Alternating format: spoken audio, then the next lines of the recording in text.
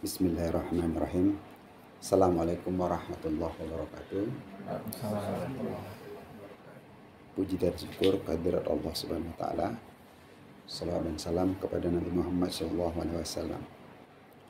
Terima kasih atas kesempatan yang diberikan kepada kami. Izinkan saya ambil lubis untuk menyampaikan diskusi pada malam ini dengan judul Siapakah Manusia Sesat? Sebelum kita mulai, kita buka diskusi kita dengan membaca kalimat basmalah. Bismillahirrahmanirrahim. Sahabat Tauhid semua, bertemu lagi kita pada kajian perulangan.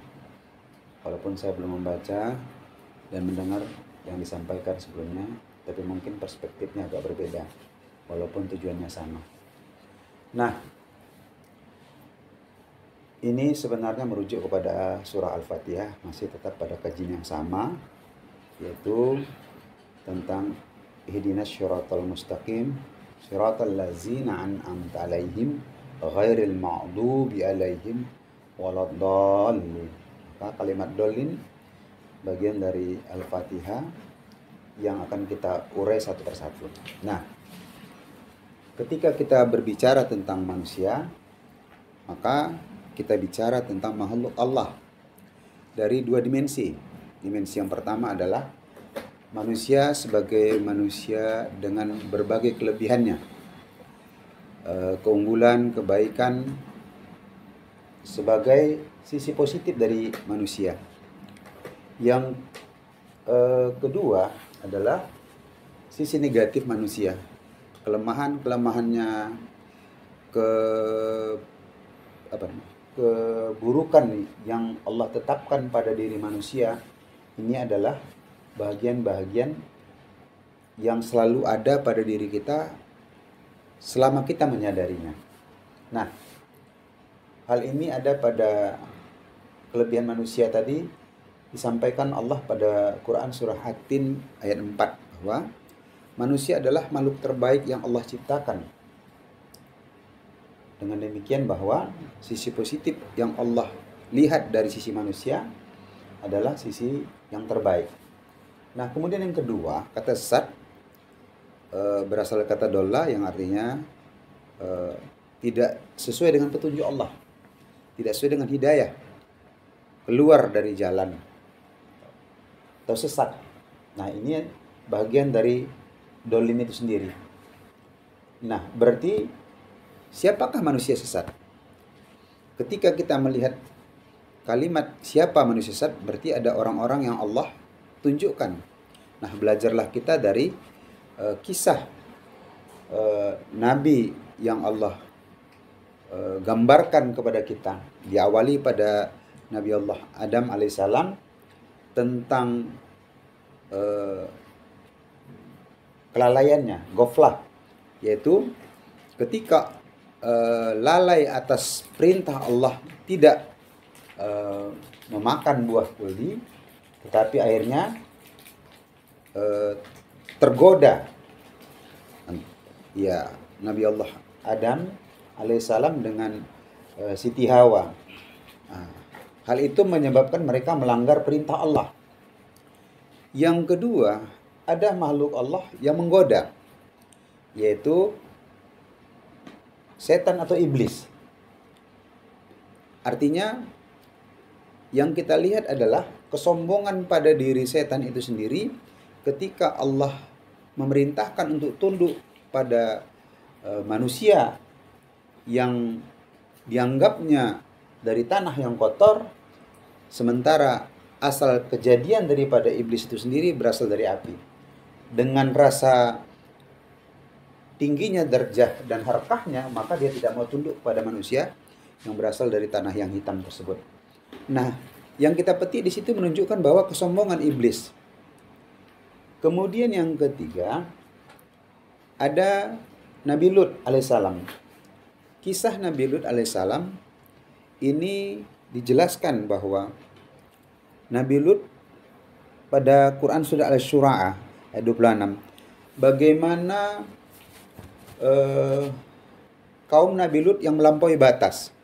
atas yang sudah digariskan oleh Allah, bagaimana mereka bersosialisasi dan mengembangkan seluruh hasrat yang ada pada dirinya, tapi pada bagian-bagian yang terlarang yang mereka lebih pilih. Nah, yang keempat adalah kisah Nabi Allah Musa dengan Fir'aun. Nah, Fir'aun dengan kesombongan dan kecongkakannya, yang ketika Allah beri kesehatan yang lebih, kekuatan, jabatan, beserta berbagai hal yang bisa dia buat, maka merasa bahwa diri adalah Tuhan. Maka sifat Tuhan akan dijadikan pada dirinya, yang akhirnya Allah tunjukkan dengan makhluk kecil yang menghancurkannya. Jadi kesombongan itu dengan kehancuran yang Allah buat pada makhluk kecil.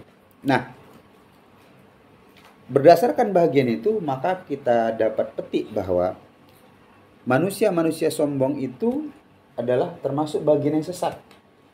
Yang kedua, manusia musyrik pada bahagian tentang sesat itu, asumsi sebahagian adalah kaum kafir dan kaum Nasrani, ya. Nasrani dan Yahudi.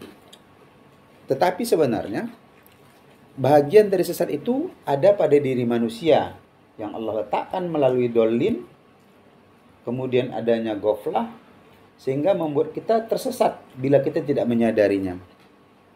Berdasarkan hal itu, maka ada beberapa ciri yang ada pada diri manusia yang sesat itu sendiri. Yang pertama adalah sombong, lalai, syirik, murtad, berputus asa, kemudian mengikuti hawa nafsu, dan istidlal atau fil hukum, artinya tidak sesuai dengan hukum.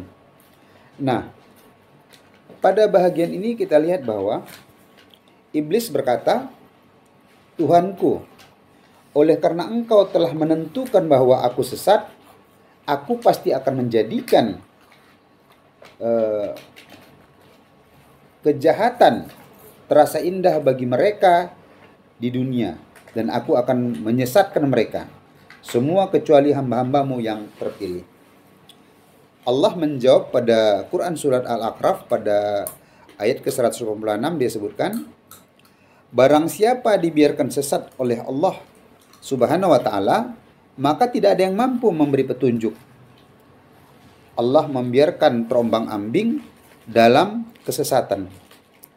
Kemudian dengan kalimat tadi, Allah juga berfirman pada surat Al-Hijr ayat 39 sampai 42, dia berfirman, ini adalah jalan yang lurus. Sesungguhnya kamu iblis tidak kuasa atas hamba-hambaku kecuali mereka yang mengikutimu. Nah, berdasarkan hal tersebut, maka kita mengetahui bahwa siapakah manusia?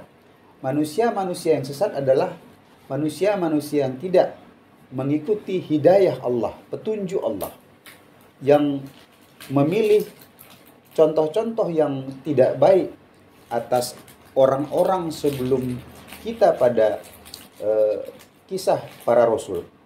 Nah, kemudian dari bagian ini kita dapat memetik bahwa untuk menghindari hal tersebut, maka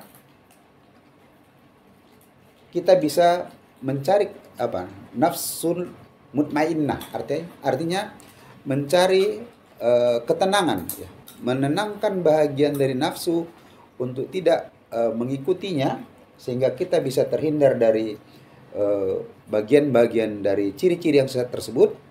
Kemudian kita bisa tetap mendapat hidayah dan petunjuk dari Allah. Mungkin demikian sebagai akhir dari diskusi kita pada malam ini. Mohon maaf atas segala kekurangan. Terima kasih atas perhatian. Wallahu a'lam bishawab. Alhamdulillahirabbil alamin. Assalamualaikum warahmatullahi wabarakatuh.